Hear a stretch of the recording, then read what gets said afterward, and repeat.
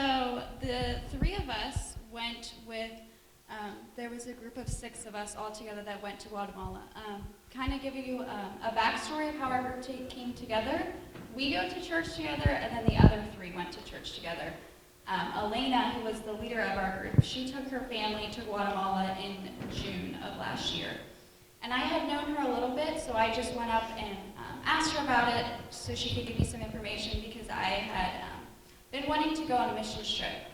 And she told me about it a little bit, then maybe a month or so later, she got in contact with me and said she felt called to lead a group of ladies back to Guatemala and if I would be interested. And I said, absolutely, of course. So when we had our first meeting, it was a completely different group. It was me and Elena and her daughter Emma were like the only original people of the group. It was a whole different group. And then some things happened and a couple ladies had to drop out, and I said, can I reach out to Carrie and Abby, because I know that they would like to go also. And Elena said, yeah, that'd be awesome. So 6 months ago, our leader, Elena, did not know Carrie and Abby at all. So we were basically strangers, but our group meshed so well, and that whole time we were there, people kept asking us, what church are you representing? We're like, well, technically we're not representing a church, we're just representing Christ, because he put us together, and we just fit perfectly. And it's amazing how close we are now, because if you would see our group, you would not know that like half of us did not know each other 6 months ago. But yeah, so I guess So this is our group at the top corner, and there's me, Carrie, and Morgan. And Marco was our interpreter from Hope of Life, and we just kind of got along with him so well, and we kind of adopted him into our group. He was our designated 7th member because he just fit so well, and everybody loved him. And then there's Emma, Riley, and Elena, who is our leader. Over here at the top corner, we went to get ice cream right outside the gates of the compound, and there was ice cream in a bag, and you had to bite the corner of the bag off to get the ice cream. It was all right, but it was just kind of weird that you had to like squeeze the ice cream into your mouth. But. So this is our travel day. Abby and I have never flown before. Everybody else in our group has, but everyone else flew before us, so they didn't really prepare us for what flying was like. So we had no idea what to expect. So we like got on the plane and we're sitting there, and then it started and we're all like, what's happening? Like, what's going on? So if anyone wants to read like a little journal about it, I wrote a little journal about it. So you can see me after church. It's quite interesting. But we did make it there safely, and we made it to Guatemala. And down in the corner, I don't know if you can see very well, but that's the bus that we got on when we got to the city. It was a 5-hour bus ride, and it was so long. It felt like forever. And on top of the bus is the blue like tarp. That was our luggage. They threw our luggage on top of the bus and covered it with tarp, and we're like, okay, let's go. And halfway through the ride, we see this rope flapping out the window, and we're like, what's going on? And the guys are like, that came unstrapped. So we pulled over and they had to restrap it, but no one lost their luggage, so we were good. Once we landed in Guatemala City, Hope of Life's campus is in Zacapa. They have, it's in like a gated community. So you'll see on like the next slide, they have like a hospital and an orphanage and a nursing home, and where we stayed, it was all in the same like campus type of area. But we actually, for how many days? Monday? I think 4. 4 days that we were there, we went out into the village of Antambran because we ended up raising enough money to provide a family with a home. So for the 6 of us to go, it was about $9,900. We ended up raising just short of $20,000.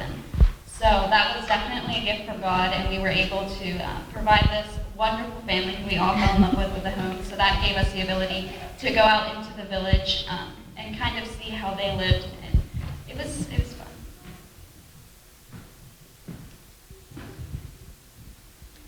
So on Sunday, we got there on Saturday, and so Saturday was just kind of a travel and rest day. And then Sunday, we didn't have any like major plans, so we were like, okay, like we're gonna go to church this morning. So we went to church, and the Hope of Life runs this church service, but it's not on the compound, so we left the compound. It was like right outside, but we walked there, like we rode the bus there. It was beautiful, and the music was like, if you ever listen to any like Spanish like worship music, it's almost better than the English version, I feel like. It's so powerful. And the church service itself was a little hard to follow, just because the pastor would say it in Spanish, and then we'd have a translator like translate it for us. So it was a little hard to follow along with that. But the majority of the service was about how we have enough with God, and we don't need a bunch of worldly possessions and stuff, and how God's grace is sufficient, and that we need to rely on Him. And it was just a powerful message. We did have videos on here. It was a video of everybody singing together, but it's not going to be able to play here. So Sunday afternoon, they took us on a tour around their campus. In the top corner, the Canada House, that's where we stayed for the week. And the next picture, that's their hospital, which their hospital is primarily for babies suffering from malnutrition. They do baby rescues up into the mountains of Guatemala, and they will bring those babies back down to their hospital. A lot of times, the babies, if they're too bad, they have to take them to Zacata's hospital, because Hope of Life doesn't have all the necessities that Zacapa does. The next picture, Carlos is the one who started Hope of Life. We don't exactly know the story of how it started. It's kind of confusing and long. He went to America, got really rich, and then came back to Guatemala, and he got really sick. And along the lines, a homeless man came and asked for money, and Carlos said, must have prayed a prayer that said, God, if you heal me, I will use this money for you. And he ended up healing him, and he started Hope of Life. And that was the first Hope of Life house that he built. So that was pretty neat to see, and Marco told us a story about it. It's a lot better than I told you guys, because he knows a lot better than we do. But that's Marco in the top corner, and there we were at Kelly's house, which is the home for the kids with special needs. So that was a really neat experience, and then later in the week on Wednesday, they actually brought some of the Kelly's kids up to the preschool. We did a VBS with the preschoolers, so they brought some of those kids up there, so we were able to interact with them, and that was a lot of fun. And then the rancho, that's where we had all of our meals. So they just served us there. We had some eaters.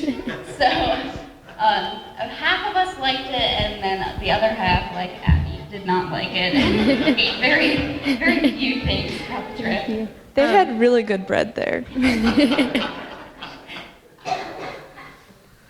So this was also on Sunday. They showed us a tour of the campus, which is why we have all the pictures. The man in the middle there with the white shirt that we all have a picture with, as soon as we walked in, he came out to us, and he was like, photo, like he just wanted to get pictures with everybody. He was such a happy man, and he wanted to dance with everybody. They had music a little bit playing in the background, and he just wanted to dance with everybody. So he'd go around to all of our group and everybody else who was there and just wanted to dance, and he was such a happy man. Mercedes, right there in the pink shirt, she is a baby with Down syndrome. She's been at the hospital for some time now, because she was there when Elena took her family in June, and she is just the happiest little thing, and she's adorable. We all loved her. There's a lot of times whenever they go up into the mountains and bring the babies back down to their hospital, they'll bring normally a parent or another family member with them. There was the last time when Elena went, they brought a baby down, but the parent could go along, so they sent their 11-year-old son with them. So that was the adult that came down with the child. And then there's some circumstances whenever the parents don't come down. So basically, that baby is an orphan in the hospital because their parents aren't there. So eventually, in the top corner, that's Alroldo.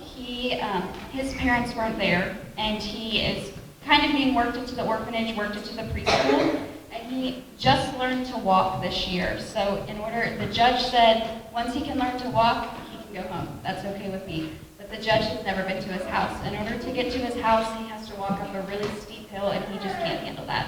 So So they're trying to work him into the preschool there, and he is like the smartest little boy ever. He can't speak English, but he can kind of understand it. Elena asked him in Spanish how old he was, and he looked at her and goes, 9. So he's just really smart, and he's a really cute little boy. And then the little baby that I'm holding down on the bottom, he was another one that was in the hospital that they brought down from the mountains. His name was Brian. He was precious. Poor baby, one of the other girls in our group just fell in love with him. And you can kind of tell he's missing a little bit of hair. That's a sign actually that he's getting healthier because it's growing back. Whenever babies are suffering from malnutrition, they lose their hair a lot of times. So you can tell that it's starting to grow back, so that's a sign that he's getting healthier and he's improving. So that's good. Yeah. The one day we were there and we just fed him and we were about to put him down because we were about to leave, and his family actually came in, his mom, his grandma, and his sister. And you could tell like that just on her face expression that she was so happy that someone was there loving her baby while she couldn't be there. So some of them do have really good families, and she was so excited that we were there with her child. I was actually holding him whenever she walked in, and his eyes just lit up whenever he saw his mom and his grandma. He was so excited that they were there, and it was really cute. So in the corner, I took a selfie with this old man. So I work at a nursing home, so like residents in nursing homes are like my thing. So I walked into this nursing home, and this old man's sitting there, and he has this empty chair beside him, and he just like pats on it. He's like, and he like called me over. So I sat down, and he's babbling something. I have no idea what he's saying, but I was like, "Do you want to take a photo?" And he's like, "Oh yeah." So I took it, and we took like 2. But like you can just see on his like face that he's so excited that somebody's there, like talking to him. And even though I don't know what he's saying, and he doesn't know what I'm saying, like you could just feel that he was like excited that somebody was there paying attention to him.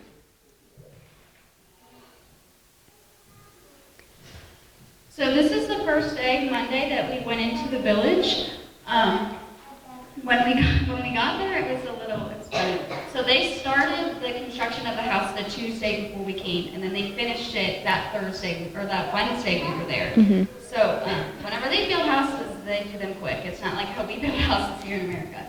But whenever we got there, all the construction workers, we got out of our van and we're walking over, and you can tell on their faces, they're like, these are the people they sent to help us. 6 little girls are going to come build this house with us.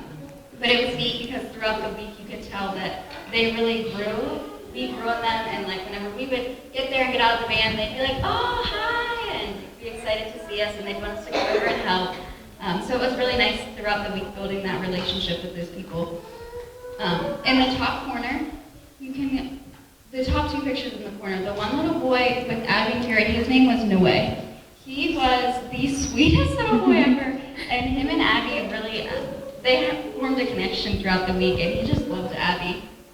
And we did a VBS with the village kids on Tuesday, and that was kind of a neat story because when we got there, Nardi, she's like the front desk lady at Hope of Life, she was running through like our itinerary with us, and she said, "So you're doing a VBS with the village kids?" And we're like, "No, we didn't plan on that. We just planned with preschoolers." She's like, "Okay, we can just take that off, no big deal." So we're driving to Antonbrand, the village, on Monday, and Marco, our interpreter, goes, "So you're doing a VBS with the village kids?" I'm like, "No, we didn't plan on that. We don't have the supplies or anything." And then Elena asked, she said, "What do you normally do what do people do when they do VBSs with the village kids?" And they said, "Well, normally you just read a book to them and play games." Well, we had a book that we were reading to the preschoolers, and we had games planned. We're like, "Yeah, we can handle that. We can do that." So we decided to do that Tuesday afternoon. And we'll talk more about that on the next slide. But Noe, he was playing the game, and then he just started to walk off. And Elena said, "Where are you going, Noe?" And one of the mothers of the community, she started like rambling off in Spanish to our interpreter. And Marco said, his father is a mean and angry man, and he had to go home. So that's what those kids are living with. They don't have, families who love them and who, want the best for them. So it's really hard to leave those kids because you don't know what their life is like, what their home life is like, what their parents are like. So that was one of the really hard parts about it. But. Up in the top corner, you can see Noe, and there's a little boy. His name is Junior. And you can see we're doing a lot of we had to sift a lot of stones for the concrete that they were making.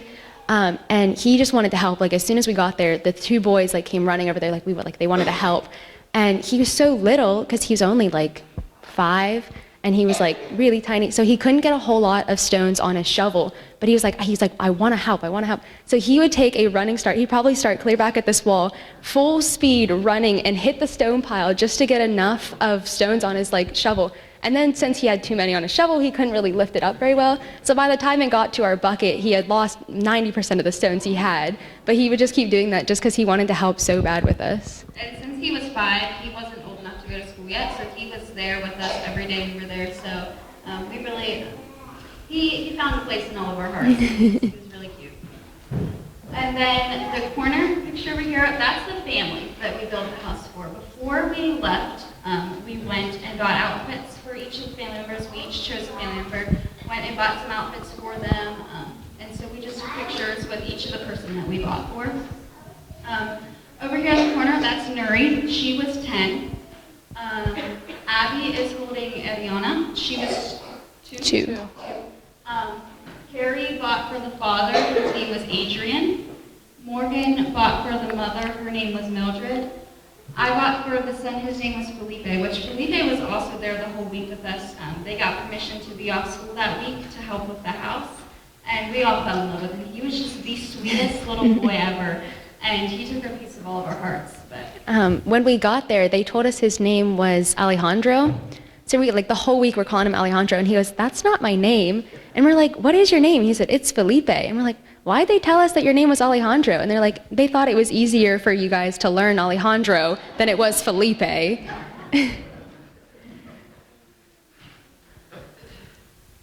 So Tuesday was when we did a little bit of construction on the house, and then we did the VBS. So a little like side note, every day that we got there, we work on construction until like lunchtime, and then after lunchtime, we would just kind of sit and hang out with the kids, because by that time we were like done with construction, we were tired of it.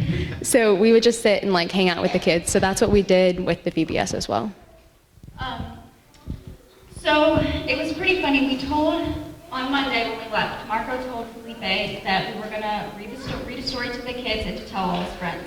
Well, then we went for our lunch break, and Marco told Felipe again, you know, go get all your friends, they're gonna play games, they're gonna read you a story. So he did, and once we came back from our lunch break, there was about 10 kids. And I told Marco, I said, tell them again that we have really fun games planned, and that we're gonna read a really fun story. So he told him, and all of the kids just took off down the street. And probably like 3 to 5 minutes later, this herd of like 30 kids comes running. They were running full speed. And they were just so excited that people were there and investing time in them. We read Daniel and the Lions Den to them. It was in Spanish. I read it. I probably butchered it, but I did my best. And they were just really excited to be able to understand and that somebody was reading to them in their language. And then Elena and I, we just did like a couple little points, and Marco translated for us. And then Elena said, can we pray with them before we start our games? And Marco said, yeah, that's fine, but in Guatemala, like, tradition kind of for them is whenever, like, Marco would translate, they would repeat what Marco would say. So it was kind of neat because Elena would pray, Marco would translate, and then all the kids would repeat what Marco had said. So that's the top corner, right under where it says the construction and stuff. That picture is all of us in our circle praying, and the kids repeating after us, and it was really neat. Yeah, it was definitely an experience to just be there. And with like the story, it wasn't just the village kids who like came around, sat around. There was moms who would come around, and they would like stand in that back. And some of them would chuckle at a certain few of the words, but it was cool to see that it wasn't just the kids who like were like wanting to see what the story was about. It was the parents and some of the moms who were like, what's going on? Like, let's hear about this story. If we have time at the end, I have some of the videos on my laptop that I can show, because it really shows how excited the kids were and how much fun we had. This was one of my favorite days, just because we were able to interact with all the kids, and half of them I don't remember their names at all, but they were just really excited that we were there and playing games and reading to them. Yeah, it's such a small thing. Like whenever Nardi said that they were going to do the VBS, we're like, no. And then for Marco to ask us again, like it sounds like a coincidence, but I truly believe that God was like, no, I think you should really do this VBS. And so we were like, okay, like we weren't really sure about it. We were like, sure, like we'll just give it a try. But it ended up being like our favorite day, and like that's something that God knew. He was like, yeah, I think you should do this VBS. On Wednesday, then we did one with the preschoolers in Hope of Life. So on Wednesday, it was kind of like our resting day, just not going into the village and staying in the campus and doing stuff with the preschoolers. It was a lot of fun. It was a little bit chaotic. We also had crafts planned. And we were planning on doing VBS on Wednesday and Thursday, one with the older kids, or one with the younger kids on Wednesday and then the older kids on Thursday. But we decided to go back into the village on Thursday and help the family paint the house just so we can see it finished and just help them finish it out. So they brought some of the older kids up into the group with the younger kids, so that was like probably from like 4 or 5, no. They brought some. Yeah, it would have been like 2 years old. So it was like 2 to 8 was our range of ages there. So it was a little bit chaotic, but it was still a lot of fun, and they all had so much fun. Yeah. There was one special needs boy. His name was Manuel, and I ended up helping him with the craft. There was 4 that came up, so we all like picked one of them to help. And he struggled a little bit to like do the craft, but he wanted to do it. So like instead of like just doing it for him and showing him, like you would like hand him like the marker and like help him, and he was so excited about it. And then we bought, Elena went out and bought like a couple stuffed lions. We played a game where we just hit them on the playground and they went and found them. So there was one of the times when Elena said, hide one kind of close, and I'm going to push Manuel into his wheelchair so he can find it. Because you could tell in his eyes, he just wanted to participate and he wanted to do what all the other kids were doing. So I hit it close and I told her where I hit it, and whenever Marco said go, all the kids took off running, and she quick like wheeled him over to where the line was. And none of us saw it but Elena, but she said his eyes just lit up, and he was so excited that he was able to participate just like the other kids did. So it's the little things that get to those kids, things that we would completely overlook, but they were so excited about. And then another like little God thing was Elena and her daughter Emma made little crayons out of stuff when they were lions and gave them to all the preschoolers. Well, the special needs kids couldn't have the crayons. So we just happened to have 4 lions that she bought, and there was 4 special needs kids. She was only going to buy 3 lions. She doesn't even know why she bought the 4th one. She just got it just because, and there ended up being 4 of the kids who couldn't have the crayons. So we gave them the lions, and they were really excited to be able to have those.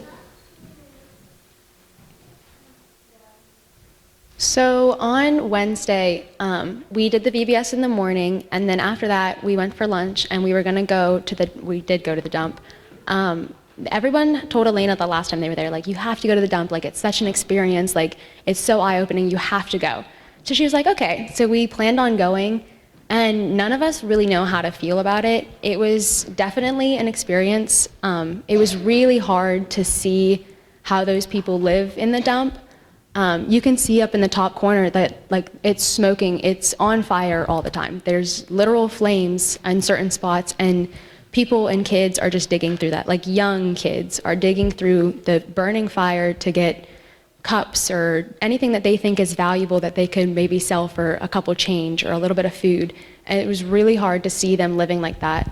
In the second picture, you can see it's kind of just a little shack. It's different like tin metals, a couple like blankets, like it's hard to tell, but that's what they're living in on the dump, and it smells awful because it's burning trash. It was so hard to breathe while we were there. It was really hard. We went and served food to that I think it's Wednesday and Friday, Hope of Life goes and serves food to these people at the dump, which whenever Carlos started doing this, he was going every day, but then the people at the dump were like, well, we're getting free food every day, we don't need to work. So Carlos said, I'll come to you 2 days a week, but you have to work, you have to try to get money so you can get out of this place. And that's his main goal, is to get everybody out of the dump. Whenever they started, I believe there was like 200 Yeah, 200. families. Now they're down to only 10 families living at the dump. So by the end of the year, their goal is to have them all out so they can move to a different dump in Zacapa. So it was really, it's awful to say, but they were kind of like animals. That's how they treated each other. That's how the kids were, and they just kind of fought for everything. And it was really, what got me the most was like the mothers. You could tell they were just like their mission was just to get the food. They didn't really care about their kids. there was a little girl who spilled, we served them like chicken, but it was like all the parts of the chicken, like the feet and everything. It was really gross. But so it was like in this broth type stuff, and it was really, really hot. And one little girl spilled it all over her arm, and she just screamed and bawled. And the mother just kind of pushed her off to the side and was mad because she dumped her food. And that was the food that they were going to get, but she spilled it. So you can tell that's kind of how they don't really care about their kids, and that's really hard to see. Parents putting their kids in that situation and not really giving effort to try to get them out. So that's what really got us. But a cool part of the day is Emma down in the corner, she's holding a soccer ball. So on Monday, whenever we got to the village, Felipe and Junior were playing with a little like rubber ball that was flat. That was their soccer ball. And I asked Marco, I said, is it a possibility for us to bring them a soccer ball? He was like, well, I don't have any, I'm sorry, like we weren't really thinking, we didn't know that we should bring that whenever we were planning our trip because none of us had ever been into the village before. So then one of the groups that was there from Virginia, they had a whole bag of soccer balls. And I asked, I said, are you like using them for any specific reason? Can we take one of them to the village? They said, well, I'm sorry, we're using them for the orphanage. I said, that's fine, that's no big deal. So that night, each night, we would kind of get together as a group and say ways that we saw God and what our favorite part of the day was. And we had just been talking, and I said, I just want those kids to have a soccer ball. Because that's what they love to do. That's what they do in their free time. They play soccer, they run. I said, they were playing with a rubber ball. I just wish that they could have a soccer ball. So that's what I prayed about that night, just that God would bring them a soccer ball. Well, the next morning, we're going to the dump, and here comes Marco carrying this big bag of soccer balls. I said, Marco, where did you get this from? There was a group that was supposed to go with us to the dump, but they couldn't go, but they brought soccer balls for all the kids. And I said, can I take one and can we take it to the village? He said, do you have a backpack? I said, yeah. He said, just put it in your backpack and we'll take it in the morning. I said, okay. So we were able, oh my gosh, sorry. We were able to bring the village a soccer ball. They were so excited. And it was kind of sad. Where we're building the house, right across from it is a field, and it was like covered in barbed wire around it, so they were playing with the soccer ball and it hit the barbed wire and it popped. So it was just flat and it was getting like flatter as the day went on. They still played with it. They were just so excited that they had it, and at the end of the day I said, Felipe, this is yours, you can keep it, but you have to share with everybody. And he's like, okay. He was so excited that he had his own soccer ball. And for us in America, I would be like, Mom, you need to go buy me a new soccer ball because it's flat. But he was so excited because he had his own soccer ball and it was his now. And when we told Marco that it popped, Marco, he was so funny. Like the whole week he was like cracking jokes like the whole time. Like he made our trip. And we told him, we're like, Marco, it popped. And he goes, it's all right, it's a Guatemala ball now. And it was just like such a moment. Like it was like, okay, like we need to stop complaining about it. Like they're happy with it. It's a Guatemala ball now. On Thursday, we went and painted the house. We goofed off probably more than we painted. We ended up and we had paint all over our faces, and in the one picture I had paint on my face and the little girl just took a wet one, which we were trying to wipe ourselves off, and she just started wiping the paint off my face. So at least I had someone to take care of me there.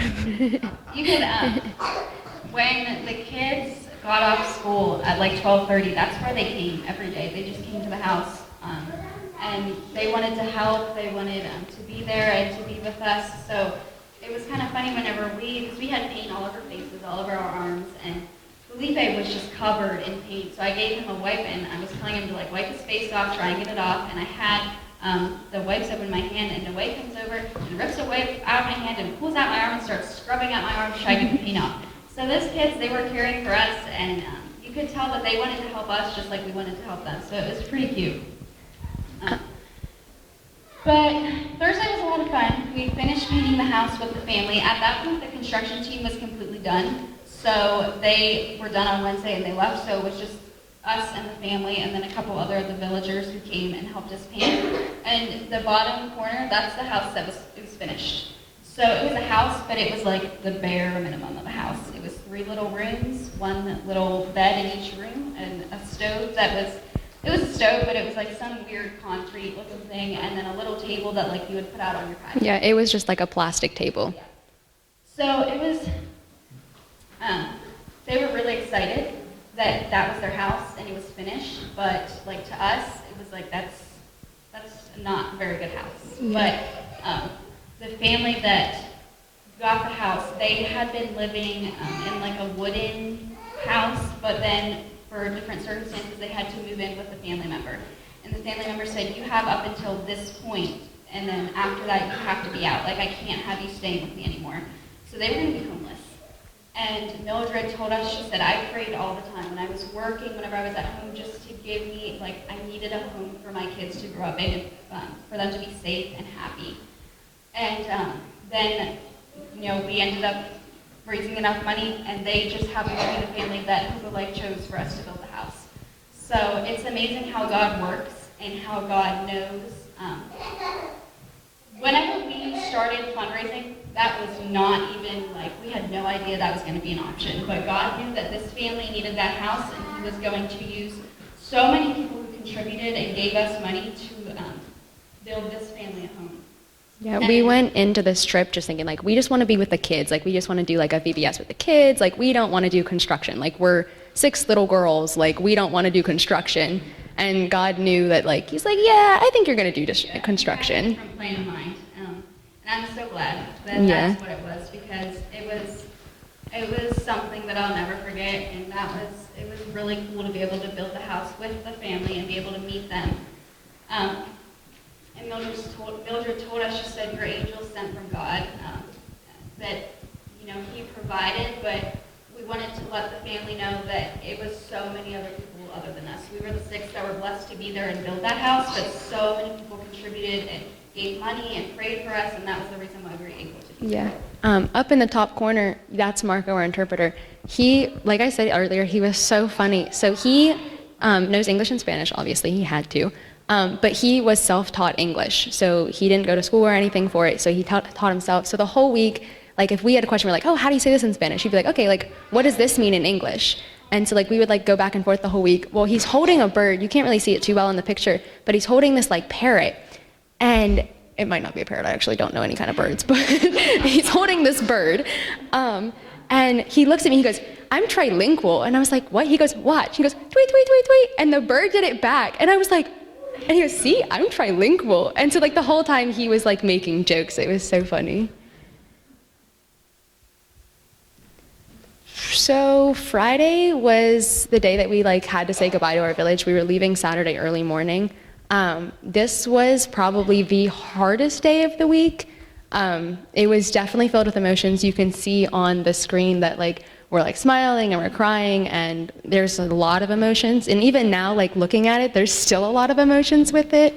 It was really hard because we fell in love with the family and with the village, and to say goodbye and not know if we're going back was really hard for us. So they did what was called the house dedication. So once it was finished, the pastor of the church from Hope of Life came and talked a little bit, gave kind of like a little sermon. It was only like 5 minutes. And then Mildred, the mother, spoke and Marco translated for us, and then Alina spoke and Marco translated for them. We were all, okay, well, I should back up. Sorry. Whenever we got there, I'm all over the place, but whenever we got there, we were kind of worried about not being able to say bye to the younger kids who were going to be in school. And Marco said, I have a plan, just, it'll be okay. So when we got there, they were just like going into school, and Marco said, just wait here, and he was able to get us into the school. So we were able to go into the school, say bye to all those kids, which would never happen in America. Yeah. Pretty much he just went up to a teacher and said... to a school to say bye to our friends. But, so that was really neat, and that's the middle picture where you can see the basketball hoop. But a lot of those kids, I had never even seen that whole week we were there. But as soon as we got there, they came like running up and they were hugging us and they wanted pictures and they were so excited that we were there. And it was just really neat. And that was kind of the first time, because Elena was telling them and Marco was translating that, you know, we had to leave and we weren't going to be back probably for a long time, maybe even never, if we hopefully got the chance to go back. But that was kind of the first time that it was like real for all of us as we were hearing it, so it was really an emotional moment. Morgan came to the rescue with her sunglasses, so the kids couldn't see me crying, but they still saw how emotional we were. And well, yeah, because she came to a rescue with Riley, and I, however, did not get any sunglasses, so... They came up and hugged us. They see us emotional and crying, they wanted just to be able to help us out. So once we were done with school, we went down to the house and actually helped them move in the furniture that they got, helped them set up the beds and stuff, and then we did the house dedication. That was probably the hardest moment because, it became real not only to us, but to the family and all the village people that we were leaving. Elena was talking and she said a statement, and the last thing she said was, we consider you guys family now, and it's really hard to leave you because we've just fallen in love with all of you. And Marco translated, and whenever he said, the last word he said was family in Spanish, and I was standing beside Lipe, and his head just sank, and he started bawling, and the tears started running. So it was really hard because, they felt the same way we felt, and it was really hard to leave them whenever, we have fallen in love with them, and we consider them our family now. So that was the hardest part about the whole trip, was leaving and having to say bye. But, for me personally, I feel that was like the hardest part, but it was also like my favorite part and the part that strengthened my faith the most because, we had to lean on each other, not only the 6 of us in our group, but also everybody from the village. We hadn't seen some of those people before, but we were all crying together, and, they were caring for us, and it was just really neat to see all of us come together and how God brought all of us together. Through that, the whole trip, but that day especially, it sparked a desire, I know, inside of me, and I think I can speak for everybody else, just to serve God to the best of our ability. That's what Alina made a statement. She said, what we're doing in Guatemala is no bigger than what we should be doing in our own homes, in our own towns, in our own communities, and that's so true. So that's kind of what challenged me the most throughout the week was, I love it here. I wish I was there. But God put us here for a purpose, and we have a mission in our own homes to be able to be the best servants of Christ we can be, and that's really what I'm trying to strive to do, use what I experienced in Guatemala and bring it back here, and how can I inspire others through that? Yeah. When we were saying goodbye, we had cried a lot, and then we kind of pulled it all together, and then it was time for us to leave, and there was no pulling it together then. We all lost it, and we were walking out, and you can see in the one picture, Elena's taking a selfie with this lady. She was there the whole week. We called her the grandma of the village.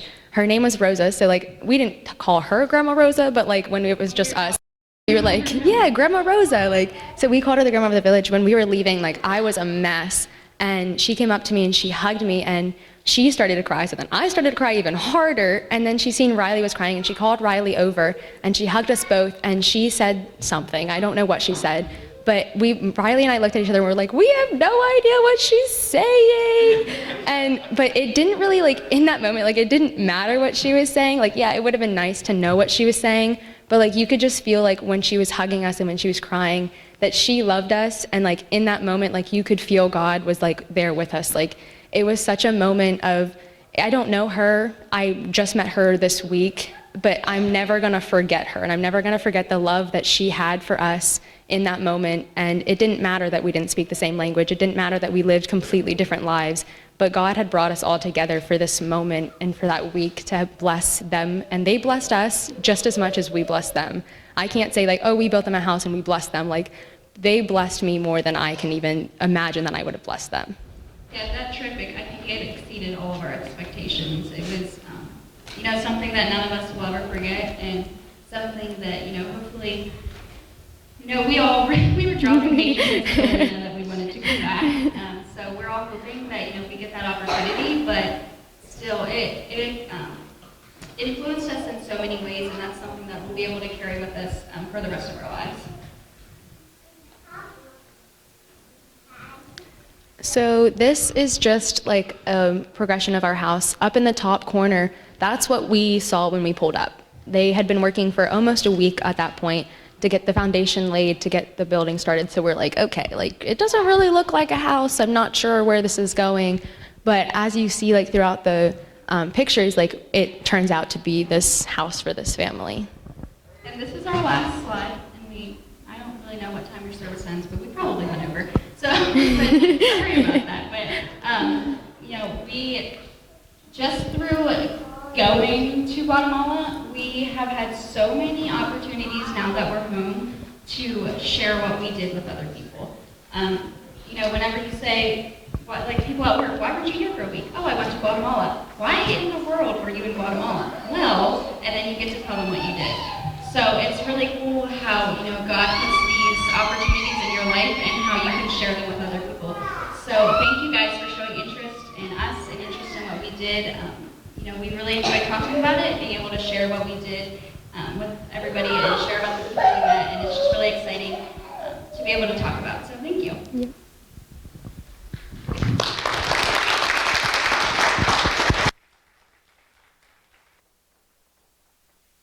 Sounds like a lot of crying. It sounds like you're missing part of your heart because you left it there. The other thing that I heard continually through your presentation is that was not the group that was planned. And you didn't originally plan on building a house. And you didn't originally plan on doing a vacation Bible school for the children in the village. You didn't really plan on taking a soccer ball. As I kept hearing that, my mind turned to Ephesians chapter 2, verse 10, that says, "For we are his workmanship, created in Christ Jesus unto good works, which God hath before ordained that we should walk in them."